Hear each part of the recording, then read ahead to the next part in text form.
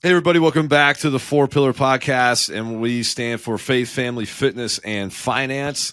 And today we're going to talk about sporting clays, and if you want to have your own podcast, what are some good ways to get started, tips, tricks, and all that stuff. Because we have a good friend here, Jason Rambo, that has the Dead Pair podcast, and he also designs, trap. Well, I don't want to say it.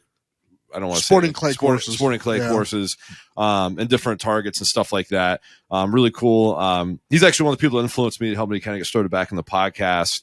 So I really appreciate him and all the tips and stuff he's given me to help get our podcast going and stuff like that. And obviously we're still on an intro level for what we're doing, but he got me started again, and I really appreciate it. And I think we can learn a lot from it and have some awesome tips and stuff like that.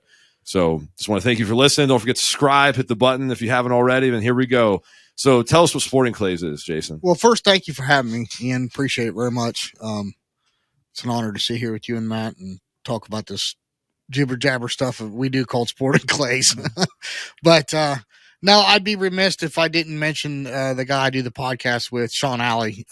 He's a big part of what we do. I mean, we're partners in the podcast. So we fall on the sword together and we claim our victories together, I guess you could say. In the clay target world, we've kind of made a name for ourselves, which is something I'm proud of, but it's also very humbling at the same time. So yeah, it's been a long journey and a labor of love, but we still enjoy doing it. We still have fun every time we walk in the studio. So have you ever shot sporting clays before, Matt, or trap shot or anything like that before?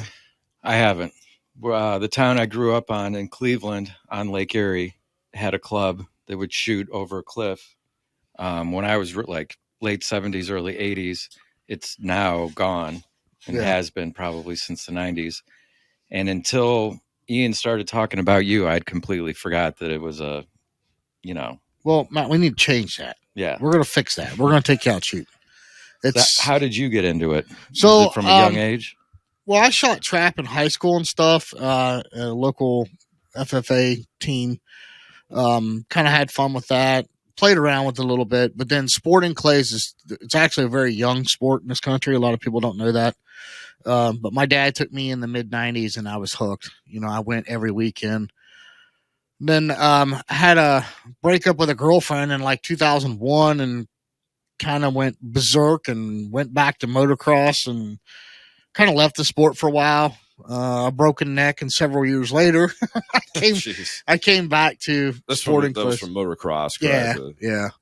I came back to sporting clays, and I think it was like 14 or 15. We started playing around with it, and then one day I went to the guy I do the podcast with. We were having breakfast one morning, getting ready to shoot around the sporting clays, and I said, I want to shoot some registered targets. I want to shoot some tournaments. And he looked at me like I had this unicorn horn grown out of my head.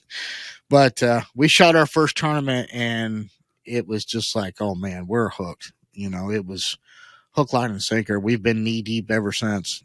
I've been over my head several times in it. But, right. Yeah, it's a lot of fun. It's very addicting.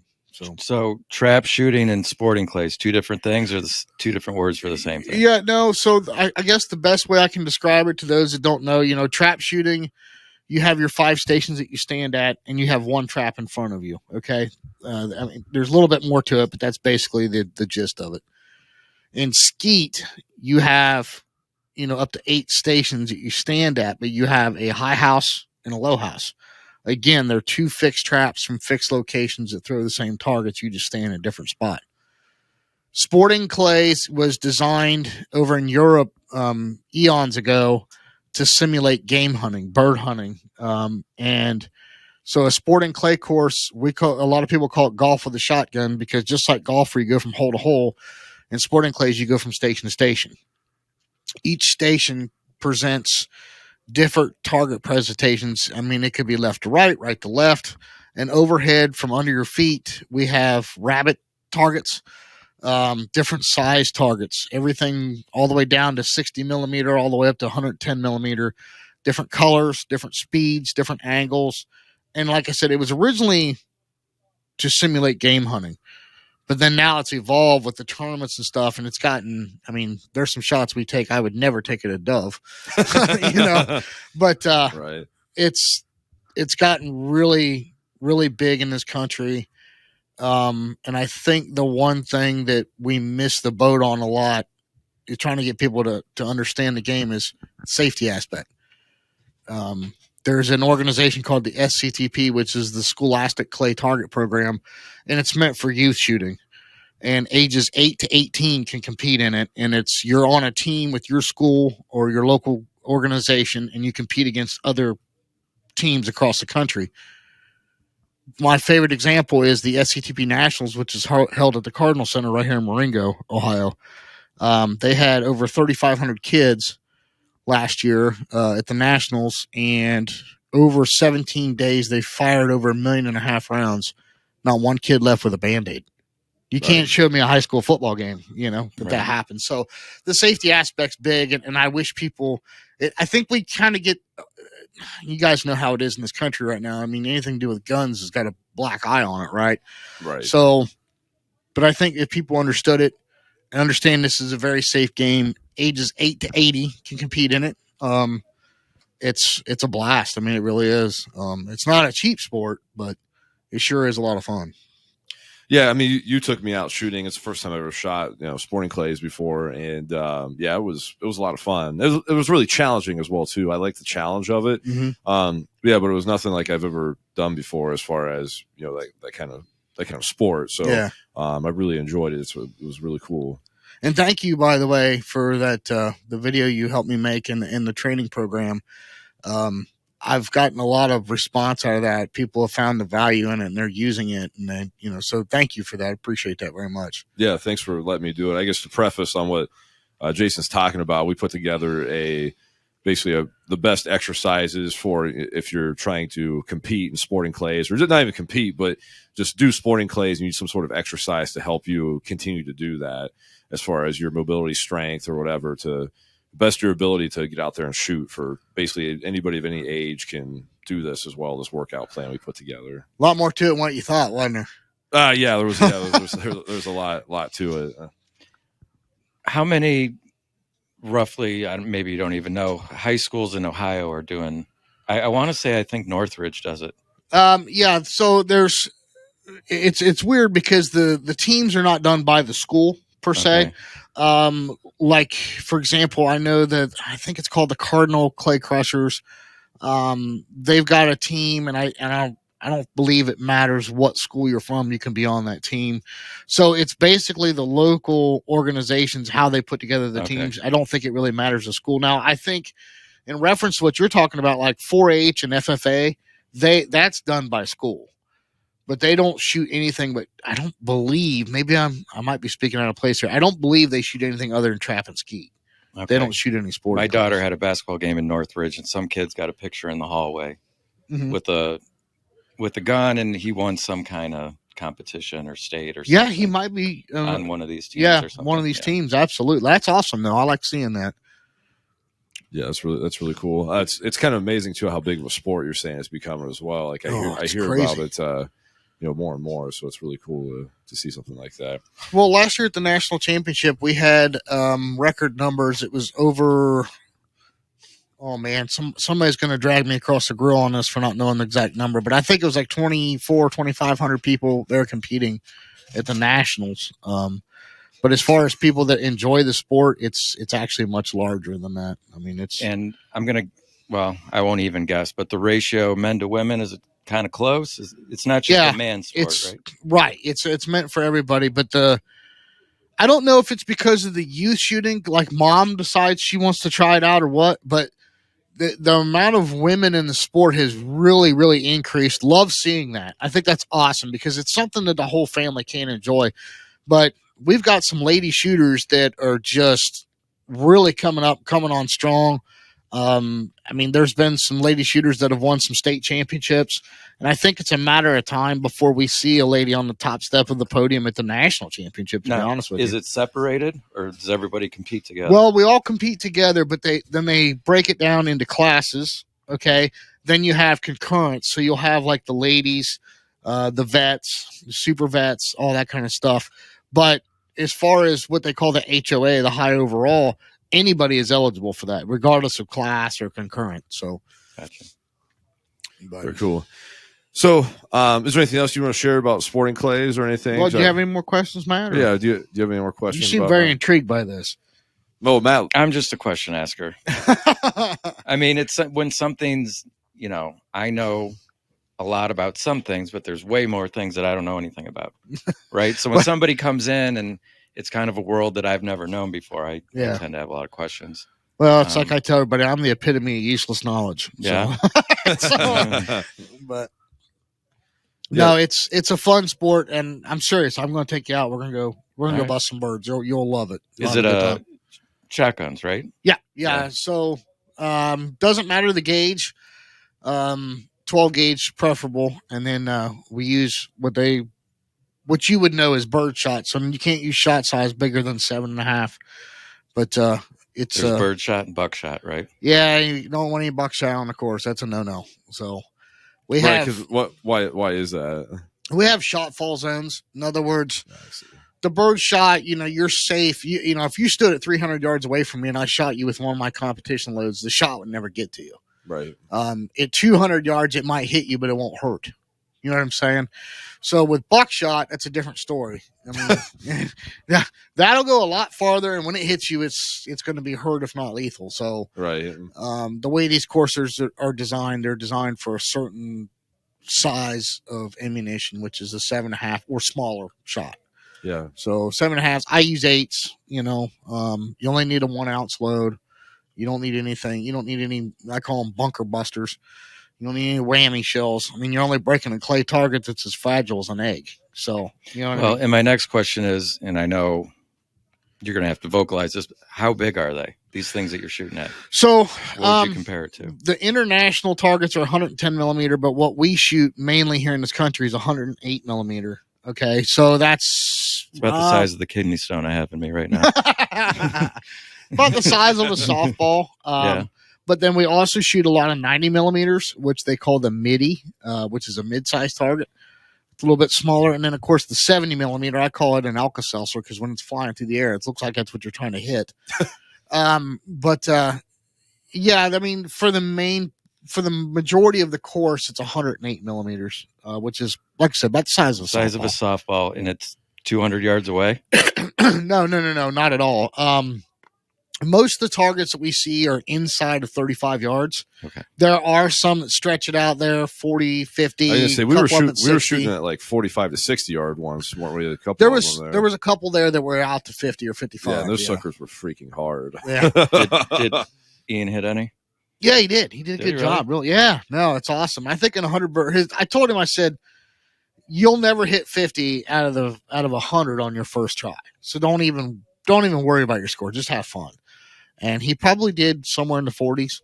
I mean, we didn't keep exact score, but because I wanted him to understand the sport so he could build his workout program. I wanted him to feel all the physical movements and everything that we do. So, and where does that hit you the most? Shoulder, neck, kind of? Yeah, a lot of it. And what I thought about this too is posture, because I noticed what Jason kept getting on to me is your posture, right? Which is, we actually had a podcast with Dr. Steinmetz about the importance of posture last week. But yeah, so like you're talking about maintaining that good posture of when you're going to shoot. So like you're doing a lot of rotation with it, right? Because you're supposed to rotate, right? I'm trying to remember how you taught me how to do this. You rotate, you don't.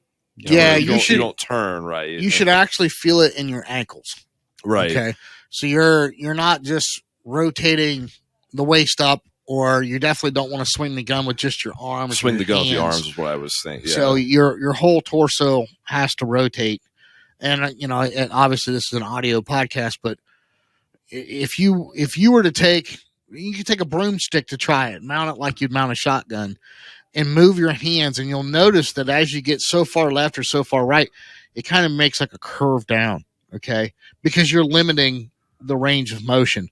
Whereas if you were to like lock your shoulders, your neck, and everything with that broomstick, or if you're holding your firearm, shotgun, if you rotate your entire mass, you can stay on a good level plane. It's not dictating. It's not arcing. Yeah. Right. It's not arcing. So, and people don't realize there is some physical activity. And now, don't get me wrong, there's people that are 80 years old with canes we've had to help up into the shooting station, and they still go out there and light it up. They still have a good time. But the workout that Ian did is so valuable because you don't need a gym, you don't need any expensive equipment. You can do it with a simple resistance band, and it increases that mobility. Whether people like it or not, they don't think sporting clays is physical. Well, some of these shotguns are upwards of 9.5 pounds, and it's 100 bird course. So you're mounting that shotgun, you're lifting that shotgun up to your shoulder 50 times, and you're swinging it. So Right. there is some physical activity involved in it. And Well, and you told me too, some of these tournaments that are bigger, you're like shooting like 5 days, right, or something like that. Oh, yeah. Like 3 or 5 days. yeah, I just went down to Florida. Jack Links. You guys have heard of Jack Links beef jerky? The owner of Jack Links bought Quail Creek Plantation down there in Okeechobee, Florida. He puts on a huge purse and a big event, and we shot there Wednesday, Thursday, Friday, Saturday, Sunday. And we How were many hours a day? Well, it's just, I mean, it depends on what you sign up Yeah. for. The main event on that was 3 days. It was Friday, Saturday, Sunday. Or no, I'm sorry, they broke it out to 4 days this year. But you're shooting over a long period of time, and you might have an hour or 2 hour break in between your rotations, depending on what all you signed up to shoot. So you're out there for quite a bit. And that's where your hydration and your nutrition, everything comes into play. So Yeah, imagine. I mean, the fatigue, right, of holding it up. It's not a strength thing. It's mobility, but it's also holding that right gun up for that. Yeah, because I mean, you do start like actually feeling it when you're shooting it, because you have to deal with the recoil as well too. So I mean, that does add a little bit of extra component as far as you're fatiguing out when you're holding that up, as dealing with the recoil. But yeah, I mean, besides obviously, I think we were talking about was that rotation kind of thing. But then besides that, just shoulder, upper back, and all that stuff, fatigue. Yeah, your posture is very, very important. Yeah. It's funny because your eyes, you don't want to be like where your chin's way down and you're leaning way forward and you're looking out the top of your eye. Okay.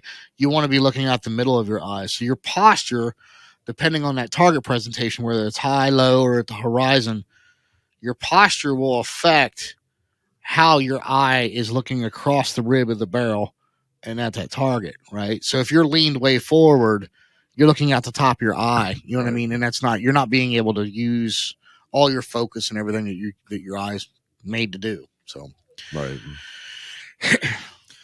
So let's talk about podcasting here a little bit. So what's how did, I guess you want to tell us about how you really got started on the podcast and what you did to help grow your podcast? There was a popular Clay Target podcast that was ending. They called it quits, and I wanted to keep something going because I really enjoyed it and I learned a lot from all the guests that they had on. And so I talked to my buddy Sean that I currently do the podcast with, and he's like, "Yeah, let's give it a try." I had made probably a dozen phone calls to people I knew that had podcasts, everything from motocross podcasts to people that were still dabbling in Clay Target podcasts. And I got as much advice and help as I could get.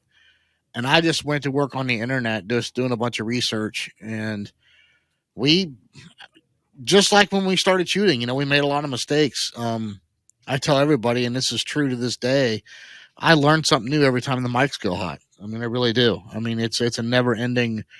I'll never be Joe Rogan. Okay. But I learned a lot, not only when we're in studio, but as much, if not more, out of studio, like, how to load it to all the directories, how to post on social media. And I'm still learning that kind of stuff, The sponsors are a big thing to us. We're very proud of our sponsors and very humbled by, them on board with us. So I want to make sure I'm always getting them out front and center, getting their information included in the description. So there was a big learning curve. There really was. I mean, we did things really, really wrong at first because we didn't know any better. You don't know. My buddy Sean's favorite saying is, "You don't know what you don't know," and that's exactly what it was. So, well, what kind of things did you do wrong? Well, I mean, so first and foremost, we narrowed it down. There is a site called Buzzsprout that is kind of like our vehicle, if you will. So when we when we get done editing a podcast, we load it into Buzzsprout and it launches it to all the directories. When I first started out, I was individually loading to each directory, and that didn't work too good. That would be a pain in the butt, man. It was. Yeah. I mean, because like right now I think we're on over like 45 different platforms right now. So that was a big learning curve, you know. Excuse me. And then the next thing was social media, you know, when to post, what day to launch the podcast. That has a lot to do with it. Studying demographics and locations and everything else, and learning. What? Sorry, I don't mean to interrupt you here. Yeah. What day do you recommend to post it on then? Well, we launch on Thursday. Excuse me. Is there a reason behind that too? Well, yeah, there's a couple other podcasts out there. Out of respect for them, I don't ever want to launch the same day that they do. We tried every single day of the week, literally all 7 days. We tried all of them, and we got our biggest response seemed to come on Thursday. So I just said, that's it. Nobody else is launching on this day. We're gonna stick to Thursdays. And now the people that subscribe and listen to us regularly, they look forward to that every Thursday morning it comes out. So that was a big learning curve too. So go ahead, Matt. I was just gonna. Why do you think podcasting has taken off the way it has in the last, I don't know, 5 to 10 years? Actually, I credit most of it to COVID. Believe it or not. I mean, podcasts really blew up in 2020. You know, everybody was locked down, everybody was at home, and they had more time on their hands, and they would find stuff to do, and whether that was listening to podcasts or watching TV at home or whatever it was. And I think a lot of people were drawn to podcasts because of that. They would find what interests them, whether it was hunting, fishing, crafts, art, whatever it was, and they would find a podcast in that genre and they would go for it. And that's when, what's that? I see, and you can plug and go too with a podcast. Like, Yeah. first watching TV, you know, it's right. You have to sit down and watch TV. You know, you could be in here in your gym listening to a podcast in your headphones or your earbuds. So I think that was another big allure, is they didn't have to commit the hour or 2 hours or whatever the length of the podcast was. They didn't have to sit down and commit themselves like you would in front of a television. Right. So people listen to it on the way to work. People listen to it while they're mowing the lawn, doing activities, whatever, you know. So I think that was a big allure to it too. But it's definitely blown up. I forget the numbers now, but there's, I mean, like 3 times the podcast in the last 2 years than what there was all years previous. So Really? Yeah, it's crazy. Well, on the other side too, not just for people who listen, but for people who just want to set it up in their office or basement or their house, and Yeah. anybody can do one. Yeah, and that's the other thing too, is, you know, you really don't need expensive equipment to get started. I highly recommend the right equipment, you know. The editing software, there you go again. That was another big learning curve for us. Yeah.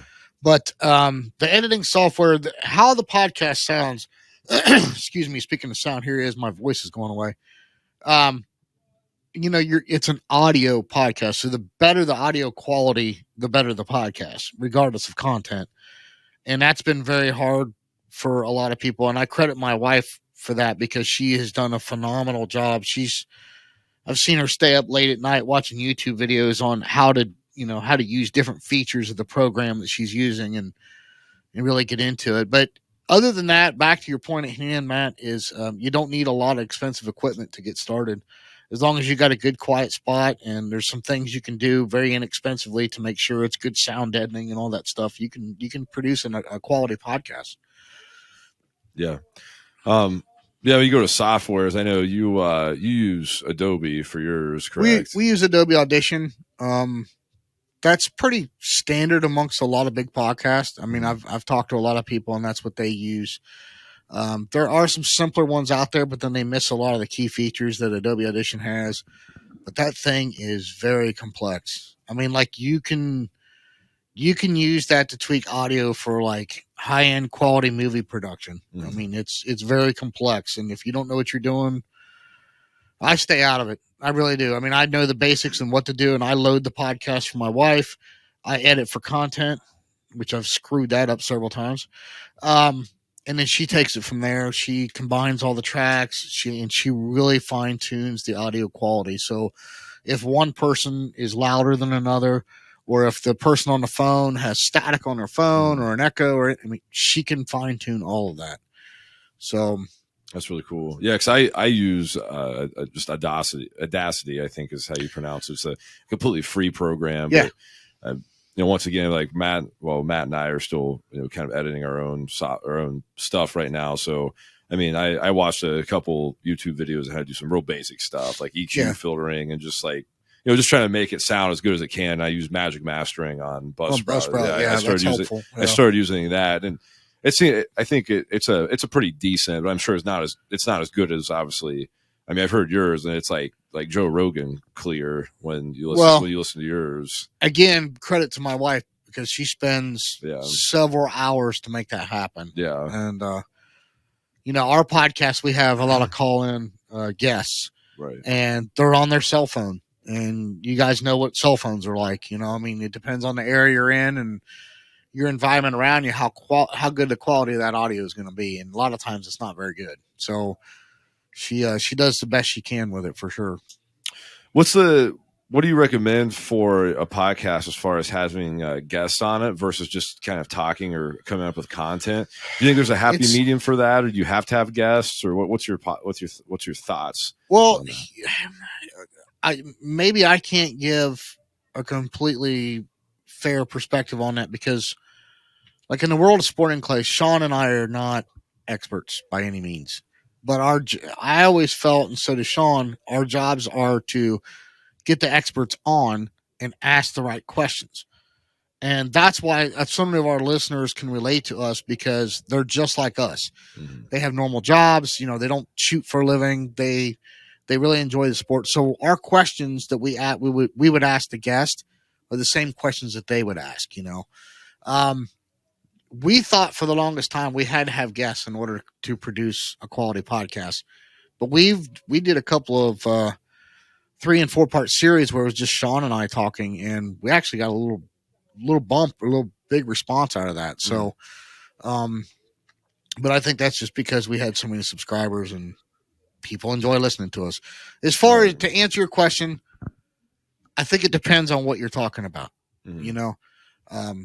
You two guys are jiu-jitsu instructors and karate instructors. I mean, you could sit here and really help out a lot of people, but if you were an amateur, you could have guests on that were instructors or that competed nationally or whatever, and still have a successful podcast. Mm-hmm.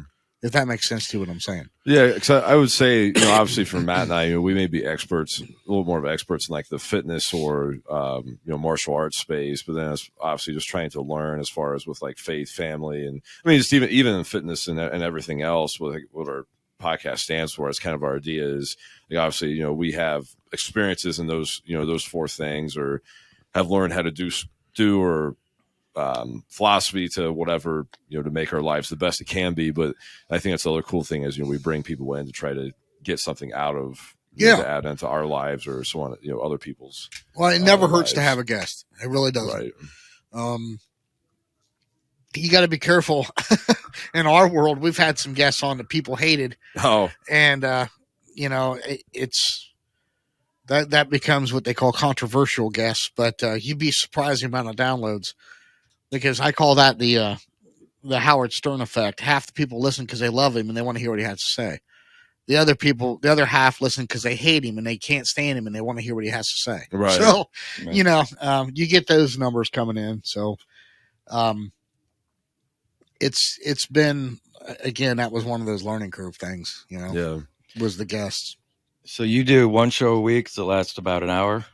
Yeah, it depends on the topic or how the conversation's going. I mean, we try to keep it around an hour. I think you lose people's interest beyond that. If we have a really long show, let's say it's like 2.5 or 3 hours of recording, which we've had that happen, we'll break it into 2 parts. Right. So, and what during the week, what kind of production goes into that 1 hour? Do you guys meet before then and really dig into everything you're going to talk about? Is it more you just turn it on and start? So here lately we've been in this routine. Excuse me. We've been in this routine where we'll record on Thursday, which is the day that the podcast comes out, but we're recording for the next week. Right. and then I'll put it all together on the computer. My wife will work on it anywhere from 1 day to I've seen her work on it up to 5 days to get the audio right. The work that goes into it previous to that, I spend probably 14 to 16 hours per show. Whether it's research on the guest or the questions I want to ask, and then depending on the audio quality, whatever my wife spends in hours. I mean, I've seen her spend buku hours. Sean does all of our graphics and everything for the picture for each episode. He helps me with the guests and lining up that kind of stuff, the questions we want to ask, the format, the content, I guess you could say. So there's a lot that goes into a preparation. We don't do anything scripted, but we found out real quick, if you don't have questions written down in kind of like a format, it's real easy to go down a rabbit hole. And then you never cover the stuff that you wanted to cover in the podcast. So we've got some people that we have on a regular basis. Our resident pro, Chad Roberts, Rad Chad, as we call him. That guy, I love that guy to death, but man, he could talk. And, and everything he's saying is good stuff. It's good content. But he'd still be on the first question you asked me when we started this. Right now, he would still be on the first question. And because he's got so much knowledge. So the problem is, if you don't have those questions, if you don't have that show the direction you want, like I said, down the rabbit hole you go, and then you don't get everything out that you wanted to. So. Right. And then as far as you having to do, like I listen to a couple podcasts when it comes time for like their ads, they just read them themselves, right? Just reading copy or whatever. Yeah. And then there's some that actually have like commercials, like radio and TV did. How do you guys? We started off, we had commercials, and we went away from that, and we started doing sponsor segments. So we do a segment for each one of our sponsors where we had one of their customers, not a sponsored shooter, but one of their customers. We would talk to them and get their perspective on, everything from the quality of the product and how the process went and buying it and all the other stuff. Really cool, but we had a few people that were complaining it sounded like a 10-minute commercial. Right. So we went away from that. Here's the problem with commercials, I think. This is just my personal opinion. I could be totally wrong. If you look on your podcast app, anywhere you're listening to this right now, there's a 30-second backup button, a pause button, and a 30-second skip button. When I'm listening to a podcast and I come onto a commercial, I hit that skip button. Mm-hmm. So for us, we went away from commercials, and Sean and I talk about the products regularly. The cool thing is we just didn't have sponsors come to us. These were products that we were using all along. So everybody that sponsors our show, these are products that we had, we used, we believed in. Are they all local? No. Okay. No, they're all across the country. But for example, like you take Fiocchi Ammunition is one of our sponsors. We were using their ammunition years ago, so we knew the product, right? And then when they approached us, we had a previous ammunition sponsor, and let's just say they went away. And then Fiocchi approached us, and it was like a no-brainer because we knew the product. Mm-hmm. I'm not a salesman. I tell everybody, if I had to sell cars for a living, my family would be in a dryer box under the bridge somewhere. So, but it's easy to sell something you love and something you believe in, right? Bear Pelt Vests is, they came along. They were a new company to the industry. Was it 2021? And I tried the product. I love the product. And I'm like, this is awesome. And we were actually supporting them before they ever decided to sponsor us. And then they insisted, no, we're gonna help you guys out. We want to be part of it. I'm like, look, you're a part of the show. You've given me a couple vests. Thank you. And they're like, no. We want to be part of the show. So, and they've been with us ever since. And if they went away tomorrow, as far as the sponsorship goes, I'd still buy their product. That to me is a sponsor. That to me is, now Joe Rogan might not think so because he gets paid buku bucks for his sponsors, right? So he doesn't care if Budweiser or Coca-Cola wants to sponsor him. But to us, I guess in our niche, little genre of podcasting, it's really important to Sean and I that we use and we believe in the product. In Absolutely. order to push that product, we have to use it. We have to believe in it. So that's where that came about. Absolutely. So last question I have for you here is like, so let's say someone walked in, I want to start a podcast like right now. What's your first tips for them to get started? Run like hell. No, I'm just kidding. I would invest in good equipment. Number one, I would definitely use a good platform like Buzzsprout. Buzzsprout's amazing. Yeah. I'll second that. Do your research. Do a lot of research. Learn how to post to social media. And it's really cool because Buzzsprout has that newsletter that comes out every week or every other week. And they've got really good tips. You can watch YouTube videos on what they do, how to advertise on social media, that kind of thing. Make your visual sound bites, all that. The other thing I would stress is get to know your editing software. That's very important. And then lastly is when you get ready to record, make sure everything is as good as it can be. Whether it's your studio or whatever you want to call it, where you're recording at, sound deadening foam really helps. Like you got these acoustic tiles up here. That's really good. Make sure the mics are where they're supposed to be. If you're going to have a guest and that's calling in, make sure their audio quality is as good as it can be. That's going to save you a ton of time on the back end. And then I think the best podcasts, in my opinion, is when you feel like as a listener, I wish I was there. I wish I could be a part of that conversation. I think those are the best podcasts. So Sean and I, from day one, we've had some guests that it's kind of funny. If you don't mind, I'll tell this real quick. Yeah, absolutely. We've had some guests that were very well-known shooters, and they were just nervous. They were so nervous. They were like visibly shaking. It's like, what's the problem, man? And they're like, man, I don't know about this. I'm like, oh, look, stop. You need to envision this as we just got done shooting a tournament. You threw the gun in the backseat of the truck. It's put up for the day. You drop the tailgate down. You crack open a beer, and we're going to sit around the fire and talk about shooting sporting clays. Yeah. And you would be amazed how much that calmed them down. And our conversations are not, like I said, we're not scripted.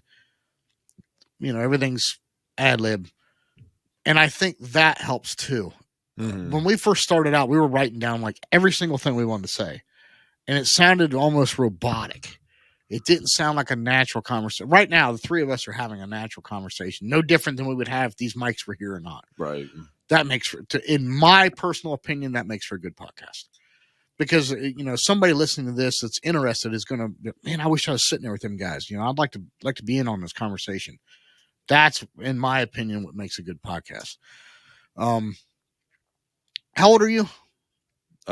Just how old do you think I am? Okay, I'm going to leave that. How old do you think Matt is too? Matt, you're closer to my age. I'm 50. Yes. So, yep. Okay. I'm 28. Yeah. Okay, young buck over here might not remember this. Do you remember the U.S. Army commercial? Be all you can be on TV. It was before Be All You Can Be. They said, if anybody wrote a book about your life, would you want to read it? Do you remember that?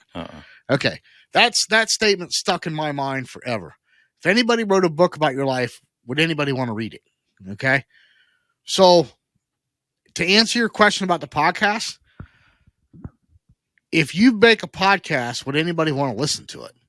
If you keep that in your head as you're making your podcast, as you're producing your podcast, I think you'll end up successful.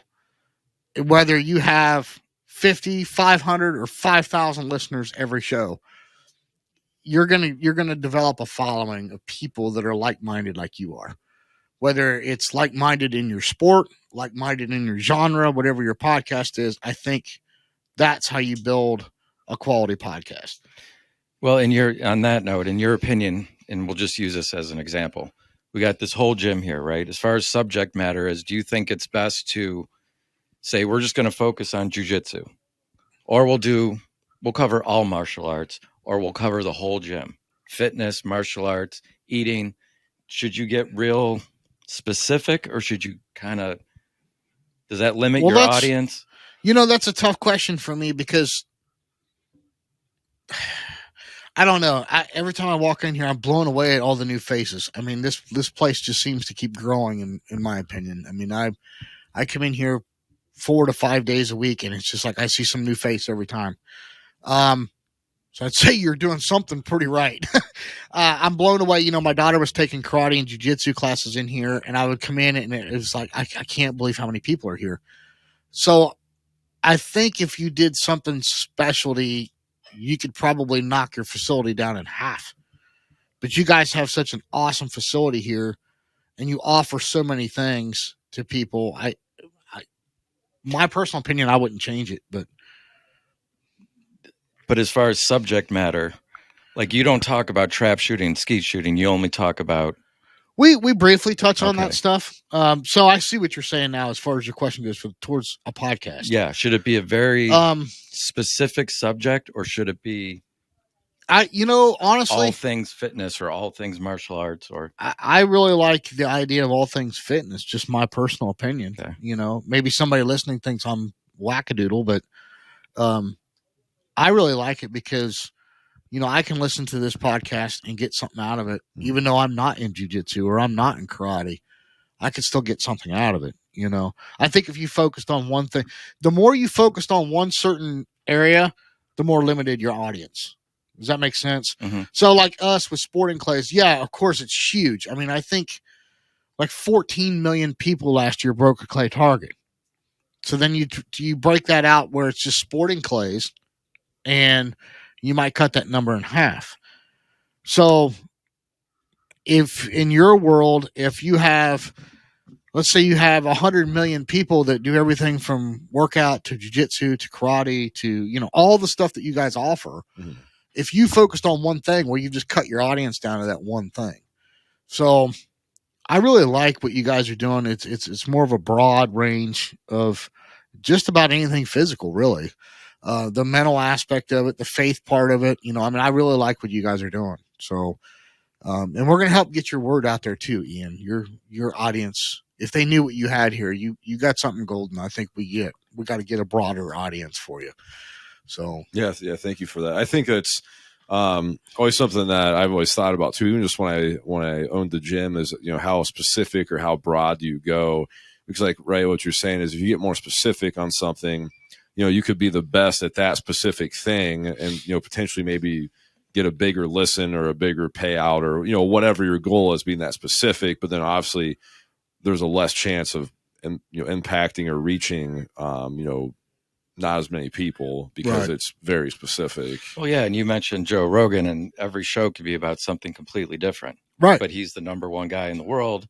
Right. So there's probably no right or wrong way to, how he got to that point. I'm not sure. I don't know if he started in a small niche. He did. He struggled actually. Was it mainly comedy, or I guess I mean, he had a stand-up career, but was the podcast always just, I'll just have on the people I find interesting. We'll talk about life. I believe so. I mean, that'd be a good question for him.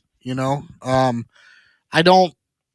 Unfortunately, I mean, his podcasts are so long and they're so frequent. I don't follow it enough. But I understood that he struggled big time until he started making money. I mean, really. I mean, I think his big break came from, what was it, Spotify? I think signed him, didn't they? So, but until then, he really struggled. But he was doing what he believed in, and finally it caught fire, And I think for you guys, doing what you believe in, whether it's focusing solely on karate or focusing on everything, whatever you believe in, whatever you enjoy most doing, I think if you stick to that, it'll catch fire. Matt's favorite thing is Tai Chi. Mm-hmm. Really? That's a little sarcasm. If you ever drive by Foundation Park, that's a little sarcasm. 5, 6 in the morning, you can see me at Foundation. Well, thank you for coming in today, Jason. Really appreciate it. Oh man, thank you for including me. I appreciate it. Yeah, no, it's awesome, and just appreciate listening. I tried to get Large in charge down here, but he's buried in work. He just couldn't make it. So that's okay. He sends his regards. Oh, thank you. Yeah, I love that name too. Large and in charge, baby. Yeah. He's a big boy. So. But yeah, thank you, Jason, again for coming in. And if you're not already, subscribed or liked or whatever, if you're watching this on YouTube or Buzzsprout or a platform, subscribe to us so we can keep getting our notifications when we post a new episode. Besides that, if you believe it, you can achieve it. We'll see you in the gym soon. Thanks for listening.